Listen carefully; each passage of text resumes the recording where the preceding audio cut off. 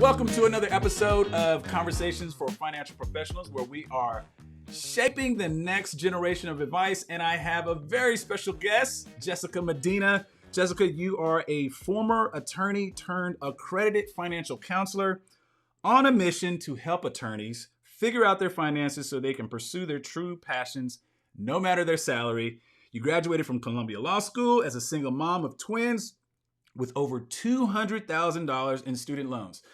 I want to say that number again because it just, when I read it there, I'm like, really? 200,000? But $200,000 in student loans. You took a stroll through big law and the federal government, and now you teach lawyers how to use their money to finance their dream lives. Welcome to the podcast, my friend.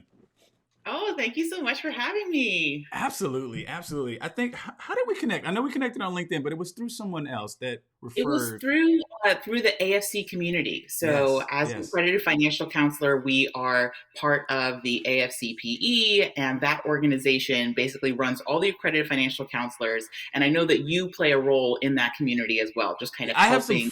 I have some friends there. Sandra Davis is a good friend. I've just recently met Stacy Livingstone Hoyt, who's another person inside the Jumpstart community. So I've been getting my, let's say, my professional tentacles out there to try to connect with as many people as I can in this effort to kind of bring virtual mentorship / coaching to the next generation financial professionals. So I'm really excited to talk about your story, kind of career changer, exploring these new frontiers.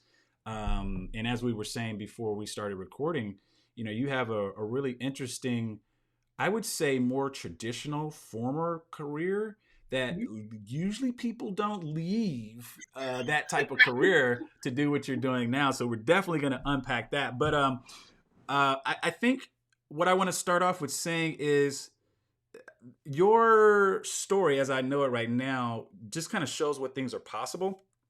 And so I'm sure you had these moments in your life where you were shown possibilities. Is there anything that kind of stands out in particular? Well, I think as a lawyer, like you said, that is kind of a career that people don't leave, right? This is a lifetime profession. This is something that you put a lot of time and energy into even getting into the profession. And so the idea that once you become a lawyer, that one day you may not be a lawyer is actually one of the themes of a lot of the folks that I work with. That it is a point of contention of, right, can you even leave the law once you have made yourself into a lawyer? But I think when you have decided both mentally and emotionally that you no longer want to be a lawyer, that's when the existential crisis begins. And that's when you really start going down these holes of, and what else can I be if I'm not a lawyer? And so I think it actually is, for this profession in particular, thinking of possibility is really, really hard because we are so conditioned to believe that this is the only thing that we should ever want to be. And so I will tell you, when I was having my own crisis, I thought I wanted to run a Subway. I thought I wanted to run a daycare. I thought I wanted to do anything other than practice law because I was just so stressed out and overwhelmed by my work and the combination of family life. As you mentioned, I was a single mom raising two boys. But it did take some work and it did take some soul searching. And I will tell you, I kind of stumbled on financial coaching. It wasn't on my radar. But once I learned about it, it was the rabbit hole, and it was going down, learning more, getting more excited about it, realizing what I could do with this as kind of my next career. And then I was off to the races. Well, let's talk about that. Let's unpack that. Let's talk about that discovery process. Because that's what when you said that, it is signal discovery. It's almost like so you have boys. So, I remember my children when they were younger, and they had this just natural born curiosity around things, just kind of exploring and kind of seeing it, life, no matter the career, I think, puts these pressures on us so that we stop dreaming, stop exploring. But you did a couple of things that I think we don't need to gloss over, and I want you to tell your story. You got fed up, right? There was enough of this, right? And then there was a space that you created for yourself to have some time to think, right? Some margin and then to then explore what you're thinking about and seeing what suits you. I don't know. I don't want to put words in your mouth. How did your journey to financial coaching begin? I mean, I think it was a multi-step journey. And part of it is because I do think that leaving certain professions, you do need to take a couple of steps, because just, stepping out into the wild wilderness can be frightening, especially when you're super risk averse, as I tend to be, and law school just made it worse. But, my journey to financial coaching, I find to be a bit ironic, because I never liked thinking about money. It wasn't something we talked about in my family growing up. I grew up in a home where it was considered rude to talk about how much people make or how much things cost. And I went straight into big law from law school. So I basically had some room to not really have to worry about money. I graduated with $200,000 in student loans, so it's not like I didn't have a lot of obligations. That being said, I was being paid very well for what I was doing. So I don't want to gloss over the fact that there are plenty of lawyers who graduate with that kind of debt. It's actually pretty typical, sadly. Um, but they don't necessarily go into, the Skadden salary scale. That being said, when you're living in a metro area and you're raising a family and you have that much in student loans, it doesn't go as far as you would like it to. Right? Mm. So, thinking, gosh, why do I still not have, why am I not swimming in money when I'm making all this money? There was obviously a problem with management there, but I made enough to not have it be, like I was going to lose my apartment or lose my car or anything along those lines. When I decided I no longer wanted to be at my firm, I had always wanted to work in the government, and I ended up at the Securities and Exchange Commission, which for somebody who wasn't interested in money was also a very, Yeah, unorthodox you want to move. talk about irony twice in a row there. Exactly. But that actually became part of my journey to where I am now. I had been doing securities work at my firm, so I was familiar. I knew people at the agency, and when I started there, I took a 50% pay cut. So a huge portion of my growth was now being able to live on something that was maybe a little more typical of a of a salary for a lawyer, and figuring out how to maneuver that with my family. And part of that was really just changing my priorities. It was worth it for me to leave, to go to the government, to do work that I thought would be more fulfilling, and to just make less in doing that. But then I realized, oh, I don't even like this a lot, and this is the best gig I could possibly have as a lawyer. Wow. There's something fundamentally wrong. And that was a lot harder, right? Realizing that I didn't want to be at my firm, that's typical. 99% of people leave their firm. That's the system, right? It's set up that way. But to get to basically, a job where I am intellectually challenged, I have work life balance, I'm being paid very well for my time, I have benefits, I could telework, I had vacation, all of these things that you're supposed to want and enjoy from your work. And I just didn't love going into work every day. I didn't Wow. love the actual practice of law. And that was a bit earth shattering for me, because I didn't know what else I was supposed to do with my brain. I had trained it for over a decade to just think like this, to just do this kind of work. And it was supposed to sustain me for my entire life. And so when I realized that, that's when I started having dreams about Subway. And I started having dreams about doing something else, but not even knowing what I was possibly qualified for, right? Because all I know how to do is be a lawyer. Um, and it was a bit of a process. I want to say, I think being at the SEC, because of the nature of the work, right? Government work is just very different from private practice. The demands are very different. I did have a little bit of more mental space to start thinking about something outside of my traditional career, and that helped. Um, and it was a little bit about thinking, kind of all the things you hear career coaches telling you to do, like, what do you like about your job? What kinds of things, make you light up when you're at work? Well, And when I let's read, explore that for just a second here, because I think what's resonating with me is the fact of when a career changer or an aspiring financial professional comes to me that has a career or a body of work doing something for let's say 4 or 5 years or longer. One of the first things I tell them to do is kind of explore their why, and and I mean it not from this like pie in the sky unicorn type of deal, but like really, why do you want to get into financial services, across the spectrum of things that you can do. like explore that, because this is definitely one of those industries, I would say, that lends itself to, and everybody probably feels this way, but I think there's so much more servanthood in this particular profession that you really need to evaluate why you're trying to do it, because otherwise you might end up not only injuring yourself and doing things bad for yourself, but there's other people on the line. So I don't know. I think I'm down with the whole exploring your why thing, and I know maybe you did have a chance of doing that when you made the transition. No, I think the surface level, right, is think about what skills you have. Think about what parts of your job do you enjoy. I think the analysis that you're referring to is much more important and much more useful in deciding what your future career could look like and what types of careers might be a good fit for your personality, for the things that you're interested in, things that are going to keep you motivated, right? Because I could say, well, I'm very organized, I'm very detail oriented, and I'm tenacious. I'm a lawyer. Like those things are pretty typical, but those aren't the things that drive me. And the fact that you talk about service, that was such a huge part of what I loved about practicing law. Mm. It was why I went into it in the first place. It was why I ended up in the government, because I wanted to be serving the public. And so it's interesting, right? I'm an accredited financial counselor now. I'm just a different kind of counselor. I used to be a counselor at law. Now I counsel people about their money, but it's the same type of skills in terms of I am meeting you where you are. I'm trying to figure out what your issues are. I'm trying to give you advice and guidance to get you to a better place, but I'm also teaching you how to think about those issues in a way that serves you for the rest of your life.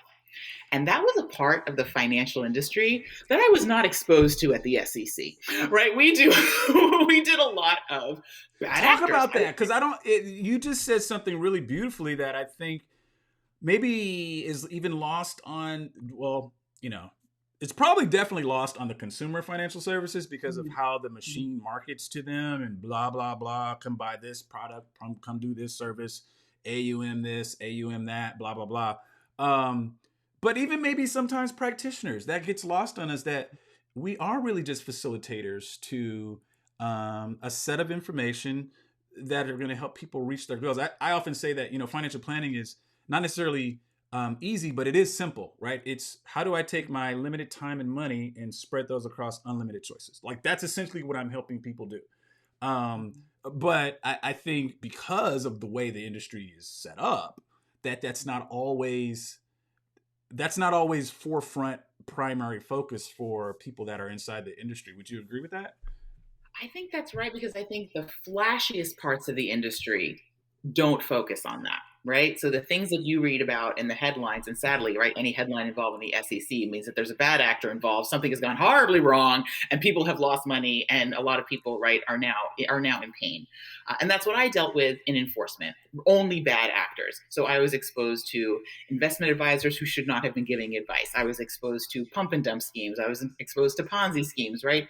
All of the bad parts of the financial industry that give it a bad rap.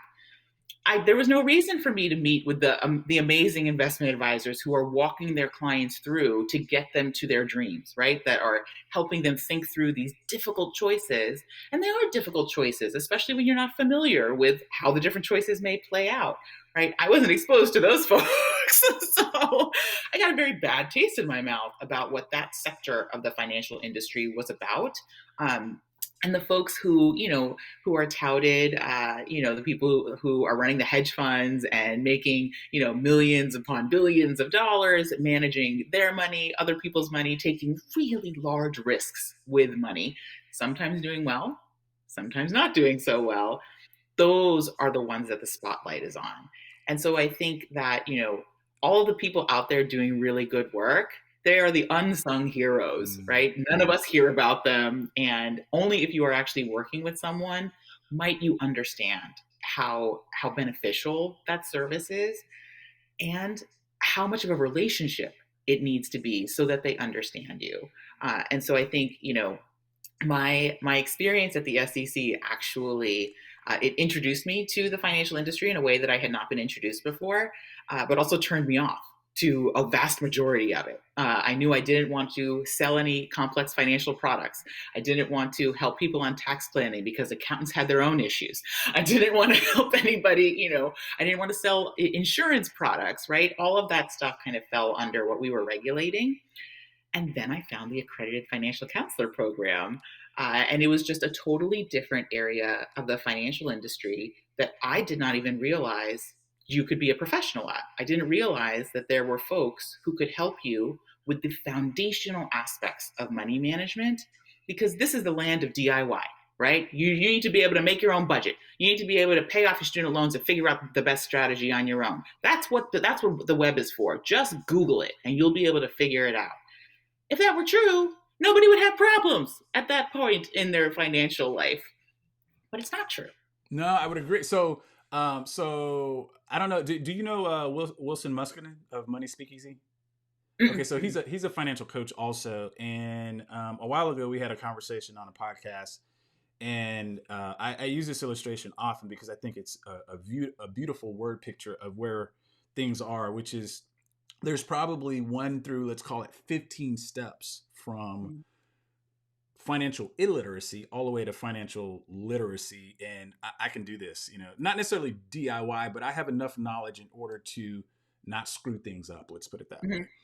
But the focus of the industry has been so much on those people that are in, let's call it stages or steps 13 through 15, because they have the wealth, they have, assets to manage. So that's where the money is, and that's where the industry focuses on. But the reality is the large portion of the population probably needs something further down the spectrum, just because of how schools don't really teach this, how, you're pushed into, really big decisions, that can affect the rest of your life by taking on, student loan debt while you're in college, blah, blah, blah, blah. But the point is the most of the population is steps 1 through 12. And nobody focuses on that. And that's why I'm so happy about what you do as essentially a financial coach, because on this continuum, there's these different spots that people fall into. And I just wonder your thoughts about that continuum and maybe where financial coaching is applied upon that continuum.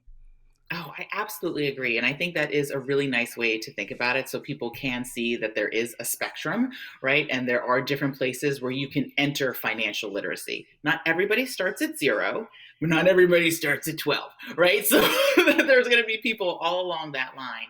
And where I see financial coaching, and specifically as an accredited financial counselor, my job is to help people understand their money and from their own personality, right? And so I'm not only helping you make financial decisions in terms of, that are based in your priorities, that are based in your values.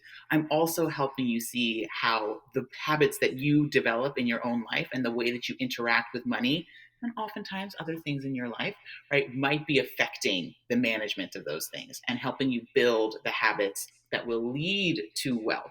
I don't help you manage your wealth. That's steps 13, 14, and 15. And then I refer all of my people out, to all of my licensed professional friends. But helping folks with, just figuring out what's important to them, making sure that they're spending their money where they actually value, and making sure that they're, understanding the difference between paying down debt versus financial growth and some of the opportunity cost involved in that. I obviously have a lot of clients with a large amount of student loans. And when you have federal student loans and private student loans, figuring out the best strategy is not straightforward. Sadly, the federal government, although they do give out lots of money, there's all kinds of terms and conditions attached to it. And understanding that whole environment can be very complicated. Now, granted, my clients are also very busy. So this isn't something where they have all the time in the world, right, to be Googling everything and figure out all of these different pros and cons to different decisions. But that's where I see my role, and that's where I see financial coaches sitting. They're basically, the people who could take a personal finance book and pick out the things that actually apply to you for your situation, so you don't have to go through the whole book and try to figure it all out for you. They will also make sure that you actually do the things that you're supposed to be doing, right? Because that's where the rubber meets the road. Sometimes knowing the answer isn't enough. I know exactly what I should be doing. I'm still not doing it. That doesn't seem to be a knowledge problem. That seems to be an accountability problem, right? Yeah. It's a habit forming problem. Yeah. And that's also what I help my clients with. No, Brian Moran, author of 12-Week Year, was on in season 3, and we talked about the notion around, I mean, his whole book is the notion that people don't lack ideas, they lack execution. So it usually is very rarely a knowledge problem. I'm glad you brought that up. I mean, I think that's probably evident by the fact that, most people know what they need to be doing to lose weight or, build muscle or all this kind of stuff, but they just don't do it because they don't have the willingness there or the system.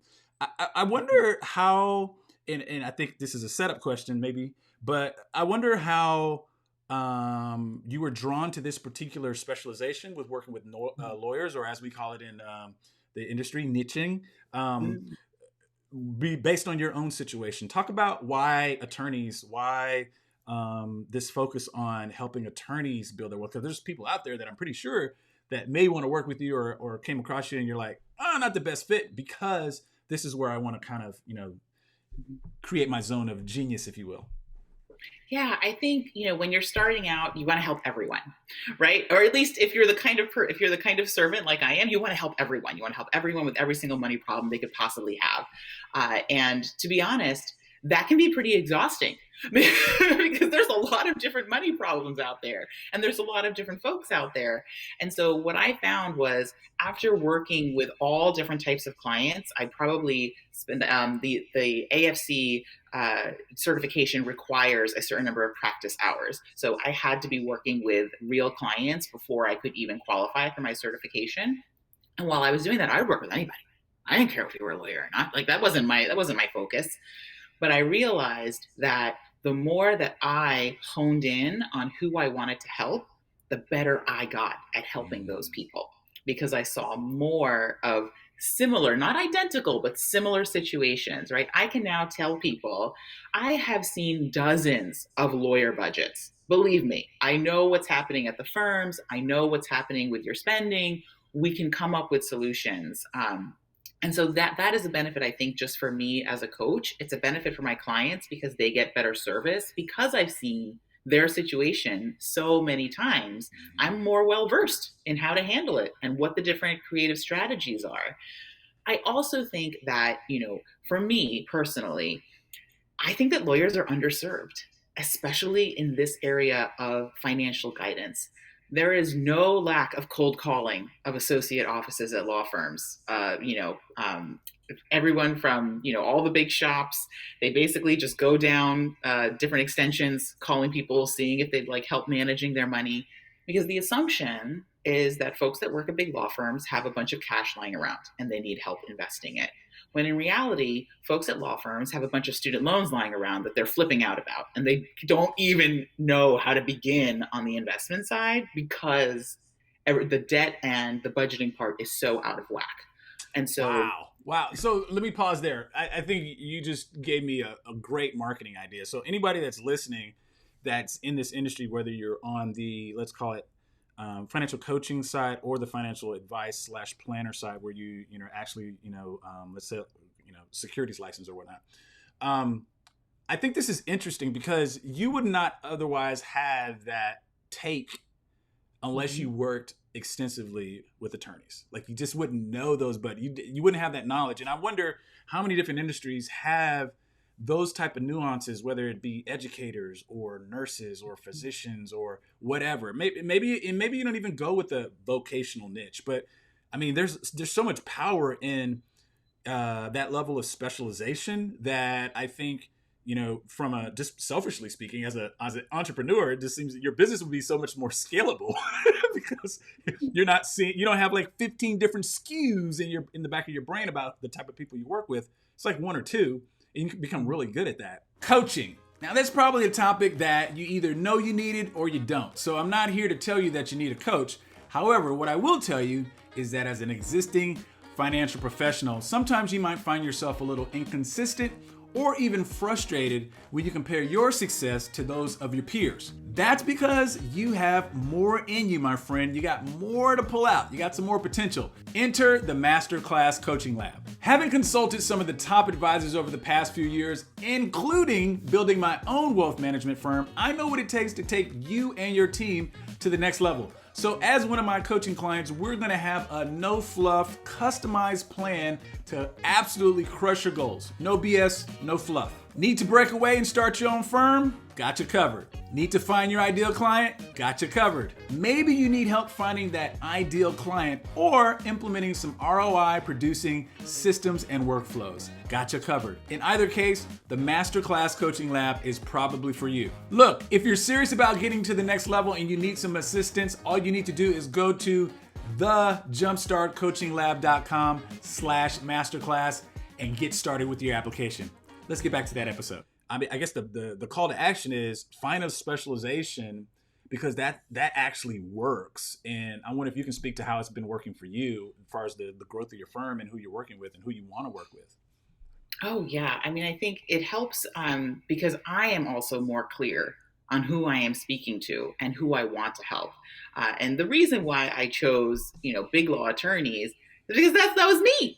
I'm basically just helping myself. If I could reach back in time and take, Jessica from 15 years ago and teach her all the things that I know now, I probably could have left the law a lot sooner if I had been able to figure it out, right? I would have way more in my investment accounts, but we're not going to get into that. But that is part of it. It is my lived experience, and I intimately understand what those lawyers are going through. So I think that part of it is that, I want to help them, number one, because I do think that they are underserved. I think people kind of gloss over them and think that they have it all figured out because, oh, you went to law school. Don't you know everything about money? No, we went to law school to avoid math. That's like the little known secret and the dirty little secret in the legal world. We didn't want to do math and we didn't want to do science. That's why we became lawyers. And so, there isn't this natural affinity to managing finances in the legal world. There's just this assumption that we know what we're doing. And there's also an assumption that all of us have lots of it, which is also not true. So, I was going to be able to speak to that. But I also think that, having a focus not only helps you with the kind of work that you're doing, it also just helps in the kind of message that you're going to put out there. Do people who are not lawyers still contact me? Yes. And sometimes I have to make a decision about whether I have the bandwidth to take on somebody who is not within my specialty area, right? Because I kind of got this down now, and it's kind of that it's a pretty easy lift for me to figure out a lawyer scenario because I've seen so many of them. When I have somebody who has kind of a different situation, it's it really is a case by case basis about whether I think that I'm going to be the best coach for them, or whether I think somebody else might be a better coach for them because they have a different specialty, a different skill set. But a lot of people find me, and my messages, what I post on LinkedIn, or what they see on my website, or they read my story and they think, oh, I think she would just be able to help me. They kind of gloss over the fact that, it looks like I only help lawyers. I also have, an FAQ on my website. Like, do I only help lawyers? No, I have some non-lawyer clients and they're amazing. But it isn't my specialty area. Right. No, I think you're bringing up a lot of good points here. And I think the main thing to underscore, at least for me, listening to you talk about this, is the message. It's totally the message. I mean, you set expectations with the message about the engagement with the prospective client and all that. I wonder, as we kind of transition to maybe some tangible tips for career changers, which of course you're kind of the expert to talk on. Like, what way or ways should they be thinking about their, let's call it, existing skill set of this package of transferable skills that every career changer that's been in, even somewhat professionally successful has, but they often, when they come into this industry, because of the way that the industry is constructed, they don't always look at those as positives or strengths.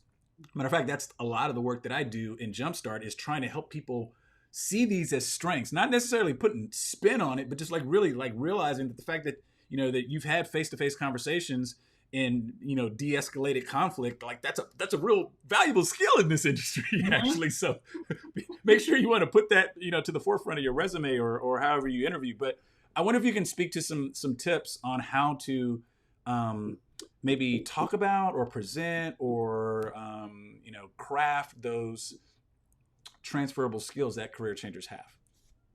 Yeah, I think part of it is a process of figuring out, you really have to know your own story, and you really have to understand what were the pivotal points in your own transformation. Whether, many financial coaches have had a financial transformation in their life. It's one of the things that inspired them to get into the business. I know a handful that have just always been really good with money, and that is their story, that they have always been really good with money. But normally there is some sort of pivotal financial moment. You want to understand those moments very well from your own life, because what you have learned, and whatever skills you're bringing from your other career, that's what's going to speak to the people who are going through similar circumstances. And that's what's going to resonate with your people that are also looking for that kind of transformation from that pivotal moment. And I think in terms of, actual skills, there's so much that you learn in any job, right? You're most likely going to be dealing with other people, right? At some point. And financial coaching in particular is a people business. I can't coach anything other than a human. There isn't, there's no algorithm that's going to hire me to coach them, right? So this is a human-based business. Now, granted, I came from a human-based business, right? Even though I'm dealing with a lot of legal concepts, I always had a client at the end of the road. So when I think about my career as a lawyer and my career as an accredited financial counselor, like I said, I'm just a different kind of counselor. But it took me some time to remember that. When I started, I wanted to completely shed my identity as a lawyer, because I had been known as a lawyer my entire life, and I was trying to create this new thing. I was going to be like a phoenix rising from the ashes, and here I am, I'm brand new. And that's not what happened at all. It became more powerful that I was also a lawyer and a financial coach. I thought that it would take away from my identity as a financial coach, but it made it so much stronger. And it makes it very easy for people to recognize whether I might be the coach for them. And so I think, especially for folks who might be transitioning out of what I like to call, professions that define your existence, right? If you introduce yourself by your profession, that's a profession that defines your existence, right? You know those people. That's Am I hilarious. a human? I love that. Right? I'm a doctor. I'm an architect. Whatever it is. No, I've had that happen a couple times where people correct, no, doctor so and so. Oh, excuse me. Okay, I'm just Dominic. Right? If that's the profession that you're leaving, you're going to have to give yourself some time to grieve the loss of that identity, but it's not going to be 100% loss.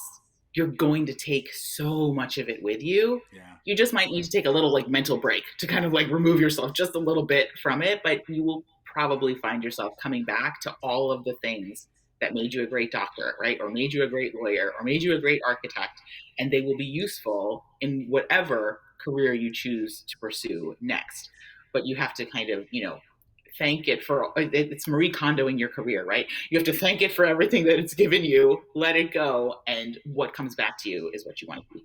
No, that's a powerful insight. I've heard that a couple of times with career changers I've worked with, is this, that shedding of identity is a huge thing, and it is something you have to grieve.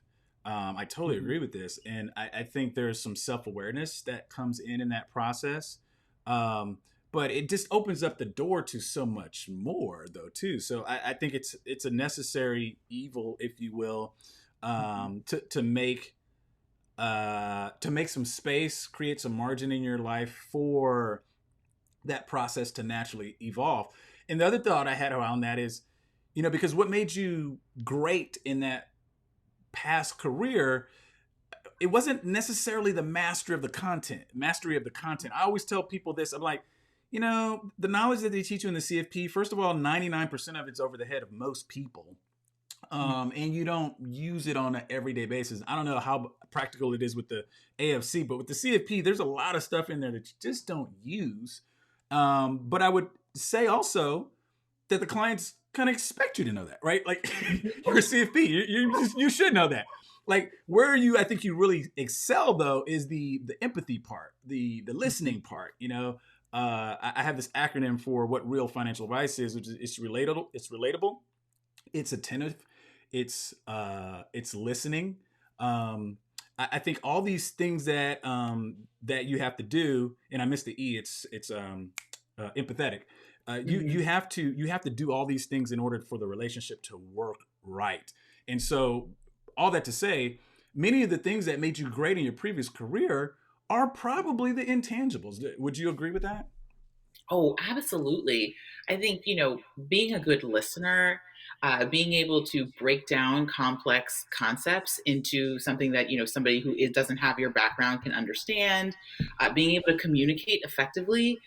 There's all different types of professions where communication is at the core.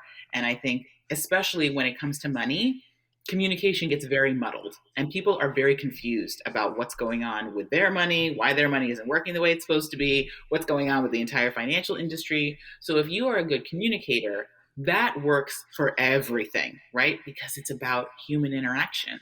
That's what communication is for, and it's going to be, a huge, huge boon if that's, if that's one of your skills. And so I think thinking through all of the things that, just like you said, those intangibles, uh, those people skills, those soft skills, right? That's the buzzword that's going around right now. Uh, all those things that you can do at any job, or right at anything where you are managing people.